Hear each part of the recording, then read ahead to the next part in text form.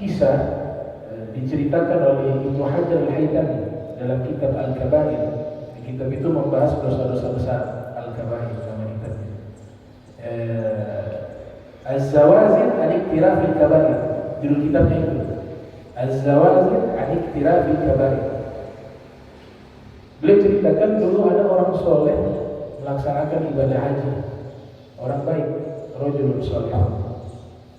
Ketika dia berangkat ibadah haji, ini saya lupa ibadah haji atau umroh ya. Ibadah haji atau umroh.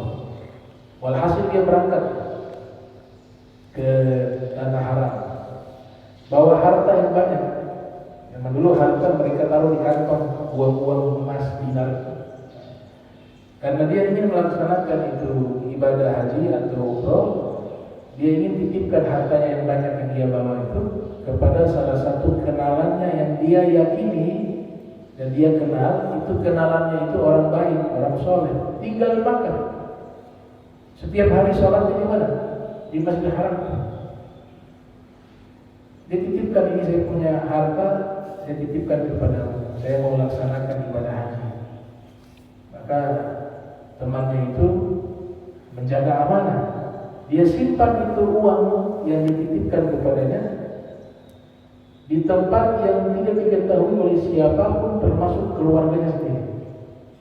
Ternyata simpannya itu digali dalam tanah. Walhasil ini dia laksanakan ibadah haji, orang yang soleh. Dapat informasi temannya yang dia titipkan uang tadi meninggal dunia. Meninggal. Wah repot. Dia datang ke rumah temannya, sudah meninggal. Tanya kepada keluarganya, saya ada titipkan, saya punya harta kepada kau punya bapak, ini anaknya. Tahu gak di mana? Bapak itu kalau menyimpan amanah tidak diberitakan kepada siapa. Kami tidak tahu di mana. Dicari dalam rumah tidak ditemukan. Banyak harta dikasih. Maka ini orang soleh ini dia bingung. Dia tanyakan ke ulama yang ada di Makkah. Dia curhat, saya punya harta saya titipkan. Ini orangnya sudah meninggal. Sekarang masalahnya saya tidak tahu nih. Dan keluarganya pun tidak tahu di mana dia menyimpan barang titipan tersebut. Itu harta milik saya. Maka ulama ini mengusulkan begini saja. Dia orang baik, dia orang baik. Saya kenal dia sudah lama. Dia orang soleh, ahli ibadah, tinggal di Makkah, sholat di Masjidil Haram. Dia orang baik. Baik, kalau dia orang baik, coba kamu nanti sebentar malam panggil namanya dia di sumur Zam-Zam. Sumur Zam-Zam di zaman itu mungkin ya, dia punya sumur masih ada. Ada riwayat mengatakan arwahnya ahli surga itu Allah titipkan di sumur Zam-Zam. Kau panggil dia, sebut namanya. Kalau dia menjawab panggilanmu, baru kau tanyakan di mana itu barang titipan yang aku titipkan kepada harta yang aku titipkan kepada. Pasti dia akan memberitahukan. Dan pasti dia orang baik. Maka diamalkan, dipraktikkan. Tengah malam datang ke sumur Zam-Zam, dia panggil tuh sahabat yang dianggap baik itu, yang dianggap soleh, disebut namanya, ya fulan bin fulan. Tidak ada jawaban. Tidak ada jawaban. Maka dia kembali melapor kepada ulama tersebut, saya sudah memanggil, tidak ada jawaban. Ini aneh. Kau punya sahabat ini orang baik, kok dia tidak jawab?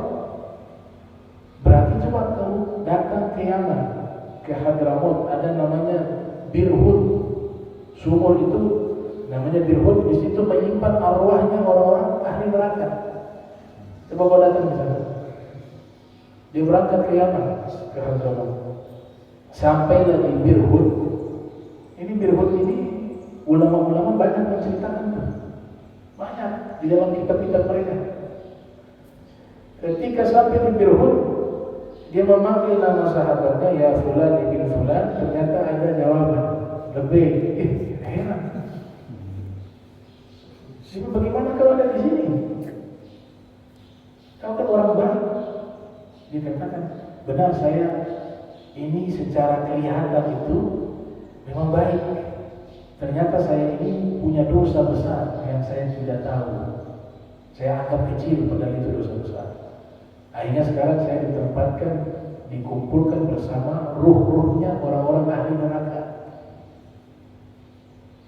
Apa dosamu? Kata sahabatnya, saya ini orang yang mampu, secara finansial mampu. Saya punya saudara perempuan satu, hidupnya susah. Saya tidak pernah tolong dia. Akhirnya saya meninggal dunia gara-gara sebab itulah saya diletakkan di Birhut, tempat berkumpulnya ruh-ruhnya orang-orang ahli neraka.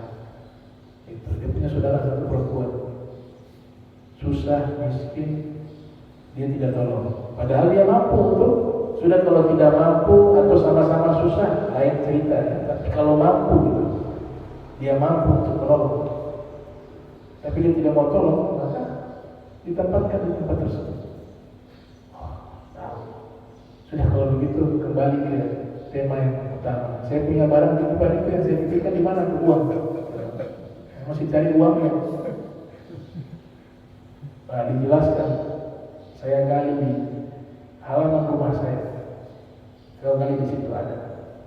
Dia balik ke Makkah, disuruh keluarganya minta tolong, izinkan saya gali di halaman rumah untuk mengambil harta yang saya titipkan kepada orang tua, kepada ayah. Maka digali, ternyata ada di situ.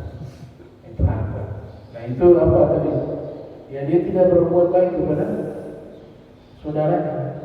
Kita diajarkan itu punya tertib urutan.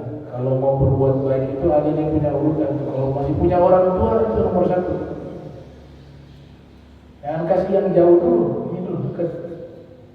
Bukan berarti yang jauh tidak dekat, ditolong juga, tapi prioritas utama orang tua. Itu yang mendidiknya Allah. Cara berbuat baik itu Allah ajarkan. Al-Agrabain disebutkan.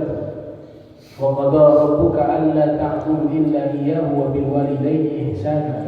Dikatakan berbuat baik kepada kedua orang tua, baru kerabat terdekat dan orang sekitar. Nah, kalau berbuat baik sudah dapat pilihan lagi, dia agamanya apa. Siapapun dia, kita mampu berbuat baik, apalagi yang dia dekat, kenal, itu kita harus disuruh berbuat baik, tidak memandang siapa dia. Cuma ada prioritas. Kalau antara dua ini ada yang muslim, ini non muslim, sedangkan kita hanya mampu menolong salah satu, nah, baru prioritasnya muslim. Tapi kalau mampu baru lebih bagus. Begitu. Itu diajarkan di dalam Al-Quran. Makanya ada istilah yang Nabi buat, ada orang sedekah tapi dia tidak bersedekah. Apa maksudnya dia bersedekah tapi tidak dianggap bersedekah? Nabi katakan dalam hadis, al-muta'addi bisadaqah kamani'ah. Orang yang bersedekah tapi tidak dianggap bersedekah karena dia bersedekahnya loncat. Yang dekatnya susah, orang tuanya susah, tapi dia kasih sahabat kenalannya. Sedangkan yang ini nggak dikasih, nggak ditolong. Itu kata Nabi, meloncat dalam sedekah seperti orang yang tidak bersedekah. Jadi punya urutan.